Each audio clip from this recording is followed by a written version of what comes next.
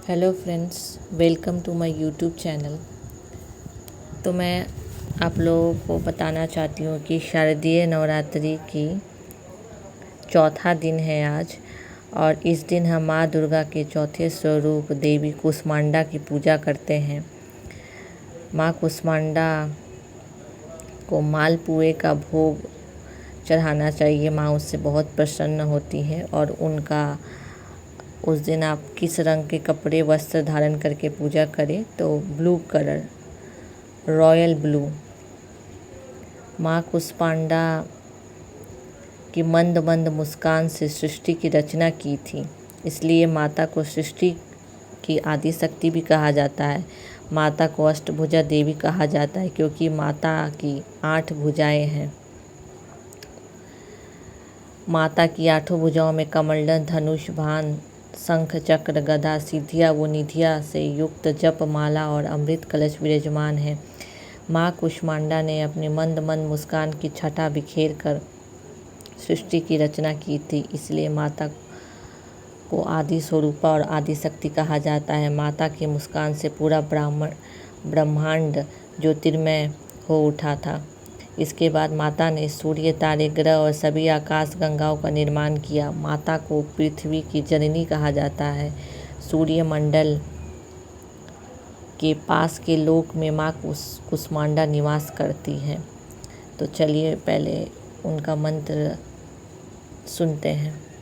या देवी सर्वभूतेषु माँ कुष्मांडा रूपेण संस्थिता नमस्तस्यै नमस्तस्यै नमस्तस्यै नमो नमः।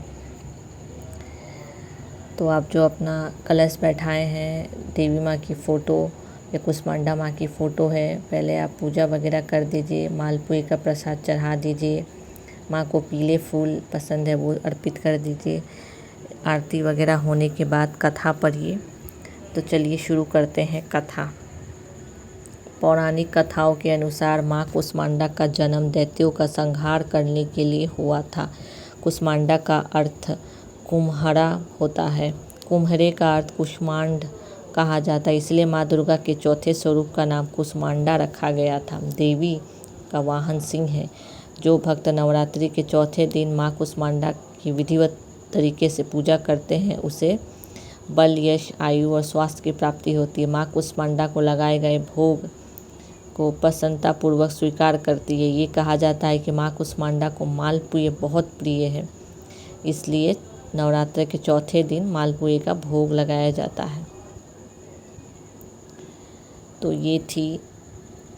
मैंने आपको बताया, ये थी कुष्मांडा माँ की जो बारे में आपको बताना था। अब कथा है कि शास्त्रों के अनुसार जब सृष्टि की रचना भी नहीं हुई थी, तब इसका कोई अस्तित्व नहीं था, चारों ओर अंधकार छाया हुआ था। तब माँ कुष्मांडा ने अपने मंद मंद मुस्कान से सृष्टि की उत्पत्ति की थी, इसलिए इन्हें सृष्टि की आदि शक्ति भी कहा जाता है। मंद हंसी के द्वारा ब्रह्मांड को उत्पन्न करने के कारण ही इनका नाम कुष्मांडा पड़ा। माँ कुष्मांडा के पास इतनी शक्ति है कि वो सूर्य के भी घेरे में रह सकती हैं। इनका वास सूर्यमंडल के भीतर है। केवल माँ कुष्मांडा में ही सूर्यलोक के भीतर रहने की क्षमता है, और इन्हीं के तेज से 10 दिशाएं आलोकित है। कहा जाता है कि इन्हीं के तेज से ब्रह्मांड की सभी वस्तुओं और प्राणियों में तेज व्याप्त है। सच्चे मन से देवी कुष्मांडा की पूजा करने पर देवी का आशीर्वाद प्राप्त होता है। इनकी पूजा करने से रोग शोक सब दूर हो जाता है और यश और आयु में वृद्धि होती है। तो ये थी माँ कुष्मांडा की कथा।